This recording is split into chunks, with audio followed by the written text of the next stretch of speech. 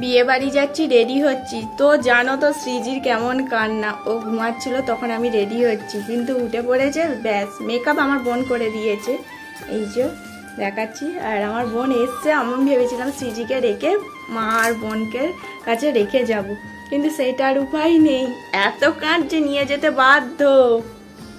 দেখো ও সেজে রেডি, ওর পিমনিরা নিতে আসছে। এখানে ছোটমণি দুজনকে সাজুগুজু করে দিল। এখন সৃজির পিমনিরা চলে এসছে, এবার আমরা গাড়ি চেপে চলে যাব। বিয়ে বাড়ি যাচ্ছি, বিয়ে বাড়ি যাচ্ছি বলে তো লাপাচ্ছি। কার বিয়ে তোমরা কি কিছু বুঝতে পারছো? আজ বিয়ে নয়, আজকে রিসেপশন। বিয়ে পরশুদিন হয়ে গেছে। আমার শাশুড়ি তো পরশুদিন চলে গেছে, আর আমি একা কি করে যাব, সেই জন্যই ননদ আমাদেরকে নিতে এসেছিল। আমাদের যেতে অনেকটাই লেট হয়ে গিয়েছিল, আর বেশিক্ষণ থাকিনি বিয়ে বাড়িতে। 8টায় গিয়েছিলাম, ওই 10টার মধ্যে বেরিয়ে পড়েছিলাম, 10:30টায় বাড়িতে চলে এসেছি। সকলেই তো গিয়ে বলছে সকালের দিকে আসুনি কেন, সকালের দিকে যাইনি কেন, মেয়েকে দেখে সবাই টের পেয়ে গেছে। কেন বলছি, দাঁড়াও দাঁড়াও, আস্তে আস্তে সবই বলছি। আগে বউয়ের মুখটা তো দেখে নাও, বর বউয়ের। সৃজি তো কারোর কোলে যায় না, তোমরা অনেকেই জানো। সৃজির ওর মাকে এত ভালোবাসে যে ওর মাকে ছাড়া আর কাউকে চেনে না। সৃজিকে তো ঘুম পাড়িয়ে দিয়ে তারপর আমি সাজছিলাম, আর তার মধ্যেই ও উঠে পড়েছিল। ও তো প্রচুর কাঁদছিল, ওকে নিয়ে নিয়ে সেজেছি, তো তখন ভিডিও করার হয়নি। আর আমি বিয়ে বাড়ি গিয়ে থেকে ওর কারো কোলে যায়নি, ওর পিমনি হোক, দাদা হোক, দিদি হোক, কারোর কোলে যায়নি, সব সময় আমার কোলে। সৃজিকে এখানে তোমরা দেখলেই বুঝতে পারবে, আমাকে এত আঁকড়ে ধরে আছে। কেউ যদি ওকে কোলে নিয়ে নেয়, ওখানে তো সবাই বলছে একটু এসো না, একটু এসো না, ও কারোর কোলেই গেল না। তোমাদের তো এদিকে বরকনে দেখিয়ে দিলাম, আর আমার ভাগ্নিকে দেখো কত সুন্দর লাগছে, ও নিজেই সেজেছে, কি সুন্দর লাগছে তাই না?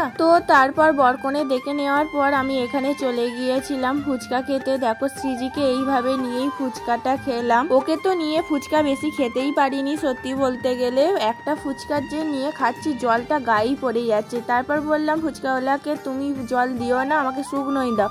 ওর জন্য শুকনো আলু দিয়েই খেলাম। তারপর চিকেন পকোড়া ছিল, চিকেন পকোড়া একটু খেয়ে নিলাম। স্টলে খাবার কমপ্লিট হওয়ার পর আমি এখানে দেখো খেতে বসে গিয়েছি সৃজিকে নিয়ে। ননদদের সাথে এসছি, তাড়াতাড়ি খাওয়া দাওয়া করেই যেতে হবে, না হলে আবার ওদের লেট হয়ে যাবে বাড়ি ফিরতে, আমাকে দিয়ে আবার ওরা নিজেরা বাড়ি ফিরবে। আর দেখো সৃজির জন্যই আর একটা চেয়ার পেয়ে গেছি, ভাগ্যবশত বলতে পারো, না হলে ভেবেছিলাম সৃজিকে নিয়ে খেতে প্রচুর কষ্ট হবে। তো ভগবানের দয়ায় আর একটা চেয়ার পেয়ে গেছি। সৃজিকে দেখো এখানে সেই জন্য চেয়ারে বসিয়ে দিয়েছি। মেনু কার্ডটা দেখার পর তারপর সৃজির হাতে ধরিয়ে দিয়েছিলাম, কারণ ও তো একা চুপচাপ বসে থাকার মেয়ে নয়, ও যাতে ওই কার্ডটা নিয়ে একটু খেলতেও পারে আর আমি এদিকে খেতেও পারি, সেই জন্য সুবিধার মতন ওকে কার্ডটা নিয়ে খেলতে দিয়ে দিয়েছি। আর এদিকে দেখো সৃজিও একটা দিদিও পেয়ে গেছে, দিদির সাথে একটু খেলাও করে নিয়েছে খাওয়ার আগে। সৃজির কিন্তু এইটা ফার্স্ট টাইম ওর বিয়ে বাড়ি খাওয়া, এর আগে বিয়ে বাড়ি গিয়েছিল কিন্তু খাইনি। সৃজি কিন্তু একটাই বিয়ে বাড়ি মিস করেছে, তো তোমরা আগে দেখেছিলে ব্লগে। সৃজি এত কান্নাকাটি করেছিল, সেই জন্য বাধ্য হয়েছি সৃজিকে নিয়ে আসতে। সৃজি কারো কোলে না গেলেও ও নিজে থেকে একা ভালোই এনজয় করেছে, দেখে বোঝা যাচ্ছে। দেখো সৃজি আর বসে থাকতে চাইছে না, একটু দাঁড়িয়ে পড়েছে, একটু দাঁড়িয়ে ঘুরে দেখে নিচ্ছে সবাইকে। সৃজি মনে হয় চেয়ারে দাঁড়িয়ে দাঁড়িয়ে লোক গুনছে, দেখো এক দৃষ্টিতে কি দেখছে কি জানি। তারপর আমার দেখো খাবার এসে গেছে, একে একে খাবার দিয়ে যাচ্ছে। সৃজিকে এক হাতে বাঁ হাতে ধরে আছি, আর এদিকে আমি খাচ্ছি, নাহলে চেয়ার থেকে পড়ে গেলে সেটা একটাও ভয় করছে, সেই জন্য বাঁ হাতে এক হাতে ধরে আছি। সৃজি অনেকক্ষণ ধরেই লক্ষ্য করছে যে মাম্মাম একাই খাচ্ছে, আমাকে দিচ্ছে না, সেই জন্য ভাবলাম একটা পোলাও দিই ওর মতন। দেখো পোলাও রেখে দিয়েছি, একটা একটা করে দিচ্ছি।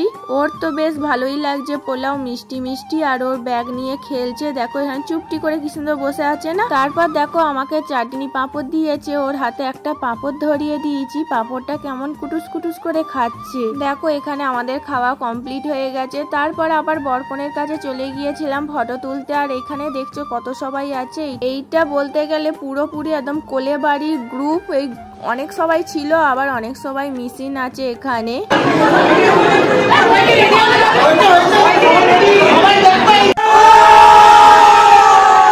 অনেকক্ষণই হলো এখানে আছি, এবার বাড়ি ফিরে যেতে হবে, না হলে আবার রাত হয়ে যাবে বাড়ি ফিরতে। দেখো এখানে আমার ভাগ্নি বাই বলেই দিয়েছে অলরেডি, লাস্টে গিয়ে একবার জানিয়ে আসলাম আসছি বলে, তারপর বেরিয়ে পড়েছি। বাইরে দেখো খুব একটা ঠান্ডা আছে সেও নয়, তাও কিন্তু বাচ্চার ঠান্ডা লেগে যাওয়ার জন্য মাথায় টুপিটা দিয়ে দিয়েছি, আর ভিতরে তো গরম পাখা চলছে। দেখো এখন আমরা গাড়িতে ফিরছি। শ্রীজি আমার বুকের উপর মাথা রেখে ঘুমিয়ে গেছে, আর ওর দাদা নেওয়ার জন্য কত ছটফট করছে, কিছুতেই গেল না। শ্রীজিকে নিয়ে বিয়ে বাড়ি থেকে চলে এসছি। শ্রীজির দেখো এবার ওর খুব ভালো লাগছে, মাম্মামের কাছে আছে, তখন কারোর কোলেই যায়নি। দেখলে তো তোমরা কেমন ভাবে আমি খেলাম শ্রীজিকে নিয়ে। কারোর কোলে যদি যেত, সবাই নেওয়ার জন্য বসে আছে, কিন্তু বেচারা মেয়েটা কারোর কোলে গেল না। কি কষ্ট যদি মাম্মাম পালায়। কিছু কিছু ভিডিও আমার নেওয়া হয়নি, তো ফটো তুলে নিয়েছি, সেইটাই তোমাদের সাথে শেয়ার করে নিলাম। এই ছিল আজকে বিয়েবাড়ি ব্লগ। তোমাদের কেমন লাগলো অবশ্যই জানাবে। নেক্সট ব্লগে খুব তাড়াতাড়ি দেখা হবে। আজকের মতন টাটা, বাই।